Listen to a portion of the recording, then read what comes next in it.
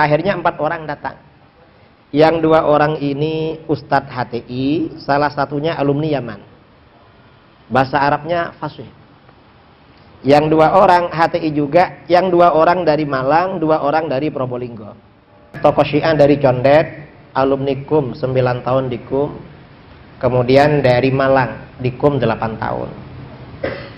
Di YIN. Yang mengadakan kawan-kawan dari NU. Saya dari NU sendirian. Moderatornya agak condong ke Wahabi.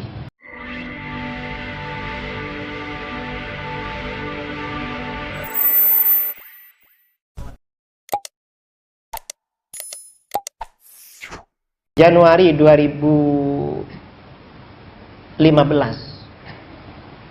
saya berdebat dengan Syiah di YIN Jember. Waktu itu yang menantang debat dari pihak Syiah. Ada Syiah, tokoh Syiah dari Condet, alumni KUM 9 tahun di KUM. Kemudian dari Malang, di KUM 8 tahun. Di YIN. Yang mengadakan kawan-kawan dari NU. Saya dari NU sendirian. Moderatornya agak condong ke Wahabi. Waktu itu. Jadi moderatornya benar-benar moderat. Karena bukan NU, bukan Syiah. Malah Wahabi. Jadi moderator itu kan perlu yang moderatkan. Orang Al-Irsyad.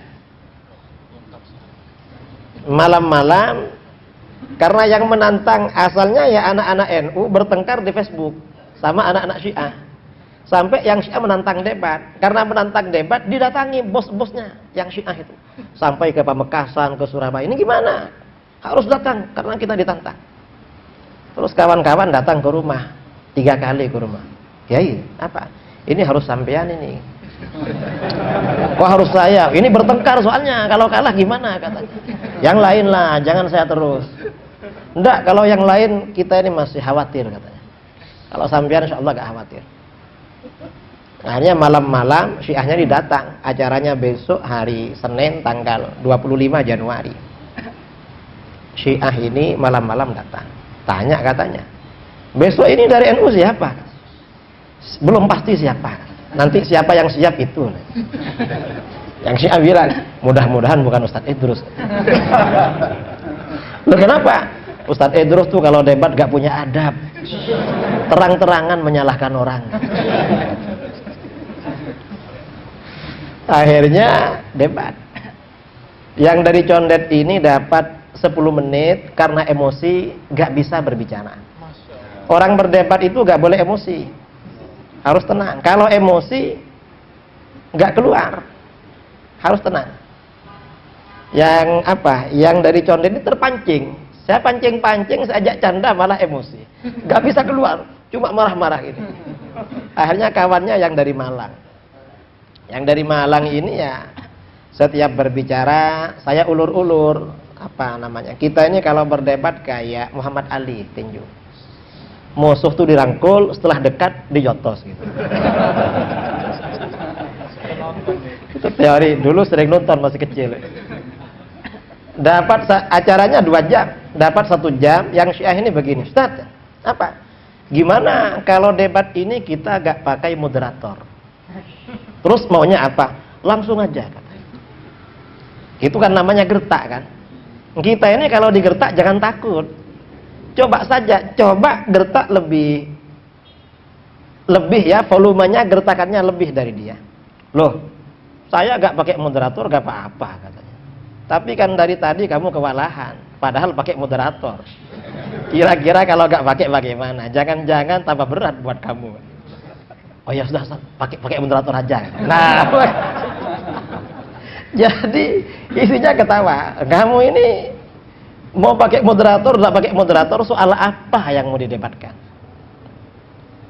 Soal melihat Allah di akhirat. Oh soal itu. Iya. Ya silahkan, keluarkan hujahnya kamu. Ya menurut kami orang-orang Syiah, Allah itu gak bisa dilihat di akhirat. Mengapa? Karena kalau Allah dilihat, prosesnya akan berhadap-hadapan. Kalau berhadap-hadapan, berarti Allah itu benda. Kalau benda berarti Allah perkara baru. Karenanya berarti Allah gak bisa dilihat. Saya bilang pada dia, itu kalau yang dilihat benda berhadap-hadapan. Kalau Allah yang dilihat, laisa kamitslihi syai', tidak ada sesuatu yang serupa dengan Allah, maka bagaimana melihatnya bila kaifin, dengan tanpa proses, tanpa bagaimana caranya. Kalau menurut kami Ahlus Sunnah, Allah bisa dilihat. Mengapa? Karena Allah ada. Sesuatu yang ada mungkin dilihat. Secara hukum akli, karena Allah ada, maka Allah termasuk sesuatu yang mungkin dilihat.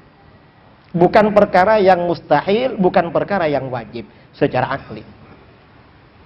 Itu secara akli. Gimana kamu cara membantah argumen saya bahwa Allah itu bisa dilihat karena Allah ada? Akhirnya dia mengalihkan, tidak menjawab. Gini Ustaz, ada dalil bahwa Allah itu gak bisa dilihat. Dalil yang mana lagi? Di dalam Al-Quran, kisah Nabi Musa. Nabi Musa berdoa kepada Allah, Rabbi arini anzur ilaik. Tuhan, perlihatkan engkau kepadaku, aku akan melihatmu. Qala lan tarani. Tuhan berfirman, Musa, kamu tak akan melihatku. Nah, berarti Allah gak bisa dilihat katanya. Saya bilang pada dia, oh kamu baca ayat dipotong ya begitu. Coba baca sampai selesai. Justru ayat ini, kata para ulama, menjadi dalil kalau Allah itu bisa dilihat. Mengapa? Yang pertama, Nabi Musa minta melihat kepada Allah. Allah bisa dilihat apa tidak? Ini persoalan tauhid. Seandainya Allah ini gak bisa dilihat, gak mungkin Nabi Musa minta. Masa ada seorang Nabi gak ngerti soal tauhid, lalu kamu lebih pandai daripada beliau?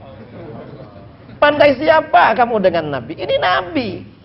Ini persoalan tauhid. Para Nabi ini maksum dari kebodohan soal tauhid. Kamu ini gimana? Ini yang pertama. Yang kedua, ini bukti pertama kalau ayat ini bukti Allah bisa dilihat. Bukti yang kedua, dalam terusan ayat ini, walakin inzur ilal jabal. Musa, kamu lihat gunung itu saja. Fa in istaqarra makanahu fasawfa tarani. Kalau gunung itu bertahan pada tempatnya, kamu akan dapat melihatku. Nah, ini melihat tidak mustahil berarti. Cuma melihat Allah apa tidak oleh Allah digantungkan, ditaklek dengan bertahannya gunung, istiqrarul jabal. Sedangkan istiqrarul jabal ini perkara jaiz. Sesuatu yang ditaklek digantungkan pada perkara jaiz berarti juga jaiz. Berarti Allah itu jaiz dilihat di akhirat. Jadi dalil sampian itu justru dalil sebaliknya. Ini sampian gagal dalil namanya. Syiah itu ya, Syiah ya begitu. Nah, ini artinya apa? Argumen-argumen para ulama Ahlus Sunnah wal Jamaah itu sangat otentik. Sangat murni, nggak bisa dibantah. Dibantah, tidak terbantahkan ajaran Ahlus Sunnah wal Jamaah. Karenanya kita ini bersyukur kepada Allah termasuk Ahlus Sunnah wal.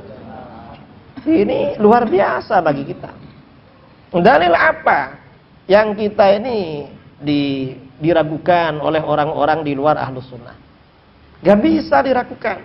Karena kita ini umat Islam. Umat Islam ini umat terbaik. Khairu ummah. Nabi kita ini makhluk terbaik. Kitab sucinya paling sempurna. Syariahnya paling sempurna. Para sahabatnya paling baik. Umatnya paling baik. Karena umatnya paling baik, selalu amar ma'ruf nahi mungkar, beriman kepada Allah, maka mayoritas umat Islam ini tetap konsisten di dalam ajaran Ahlus Sunnah wal Jamaah. Karena tetap konsisten di dalam ajaran Ahlus Sunnah, para ulamanya ini banyak yang memikirkan akidah Ahlus Sunnah. Maka setiap persoalan yang terdapat di dalam akidah Ahlus Sunnah wal Jamaah ini selalu menang di dalam arena perdebatan. Ini contoh yang dengan Syiah. Contoh lagi ya, ini uji keotentikan, kemurnian. Hizbut Tahrir. Contoh lah. Karena kalau akidah ini kalau diceritakan kayak ngaji, nanti sampean ngantuk. Biar gak ngantuk, saya cerita tentang pengalaman saya bertengkar dengan mereka. Kira-kira 3 tahun yang lalu sebelum HTI dibubarkan, ada beberapa ustadz, saya nggak tahu kalau beliau HTI, telepon saya, Pak Kiai, apa? Kapan Pak Kiai ada di rumah? Ya sering lah di rumah, kita ini punya rumah. Lendak kan sering keluar kota, waktunya keluar, waktunya di rumah. Kenapa? Kita ingin silaturahmi. Silahkan. Kira-kira kapan? Tanggal sekian, antara sekian saya di rumah. Akhirnya 4 orang datang. Yang 2 orang ini Ustadz HTI, salah satunya alumni Yaman. Bahasa Arabnya fasih. Yang 2 orang HTI juga, yang 2 orang dari Malang, 2 orang dari Probolinggo. Sampai di rumah, setelah namanya tamu ya kita kasih hidangan. Dan kita agak mau bicara akidah. Saya tidak memulai, kalau ada tamu Syiah atau apa, nggak pernah memulai dialog. Karena kan nggak bagus kan, orang bertamu kok diajak bertengkar kan. Tidak wajar lah. Setelah duduk, mereka ini duduk, Kiai, apa? Kita ini dari Hizbut Tahrir minta tolong lah. Loh, minta tolong apa? Tolong kalau ceramah jangan beda-bedakan HTI dengan Aswaja. Kenapa? HTI dan Aswaja itu sama, gak ada bedanya. Saya tahu kalau mereka 4 ini asalnya orang Aswaja.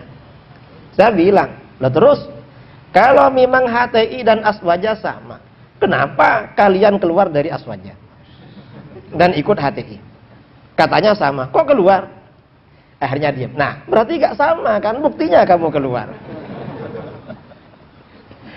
Akhirnya kata mereka, apa perbedaannya Kiai? Loh, kok tanya ke saya? Kan yang keluar sampai ya. Mestinya yang keluar yang menerangkan. Nanti saya ya mengimbangi. Nggak lah, sampean ini kan sering membeda-bedakan.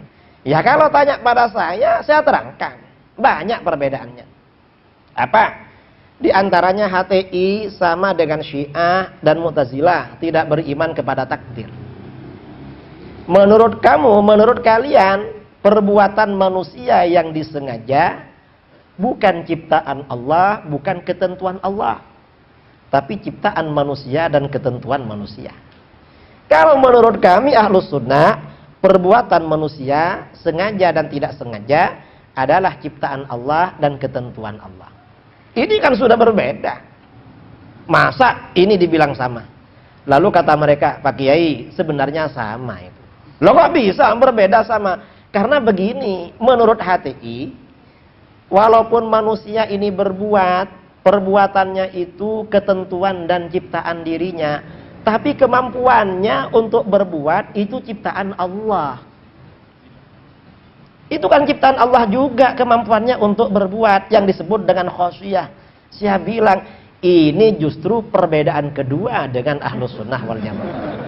Tambah kelihatan perbedaan kamu dengan saya, jangan ngakali. Loh kok bisa? Ya bisa. Di dalam kitab Al-Kharidatul Bahiyah, Sayyidi Ahmad Ad-Dardir berkata, "Famay yaqul bit-tab'i aw bil-'illah fadzaka kufrun 'inda ahlil millah." Siapa yang mengatakan bahwa sesuatu itu berpengaruh karena karakternya, atau sesuatu itu menjadi ilat terhadap terjadinya sesuatu, maka dia kafir menurut umat Islam. Contohnya ya, ada orang sakit kepala minum bodrek. Kalau orang ini berpendapat bahwa bodrek ini yang menyembuhkan, atau bodrek yang menjadi alasan kesembuhan tanpa keterlibatan Allah, maka kafir. Ini bukan HTI. Ini orang di luar Islam. Kemudian, wa may yaqul bil quwwatil muda'ati fadzaka bid'iyun fala taltafiti. Siapa yang mengatakan bahwa sesuatu itu berpengaruh karena kekuatan yang dititipkan oleh Allah pada sesuatu itu, maka dia adalah ahli bid'ah. Maksudnya bid'ah yang sesat, dan itu kamu HTI. Artinya apa? Ada orang berpendapat, ada orang sakit kepala minum bodrek lalu sembuh. Ditanya, kok sembuh? Iya minum bodrek. Loh masa bodrek bisa menyembuhkan? Loh, pada bodrek ini ada kekuatan yang dititipkan oleh Allah. Ini ahli bid'ah. Ahli bid'ah namanya. Yang benar bagaimana sembuh atau tidak sembuh, semuanya semata-mata karena Allah, bukan karena bodrek. Bodrek itu gak punya kekuatan. Dalilnya mana? Contohnya, contoh selain bodrek, pisau. Pisau itu kan bisa memotong.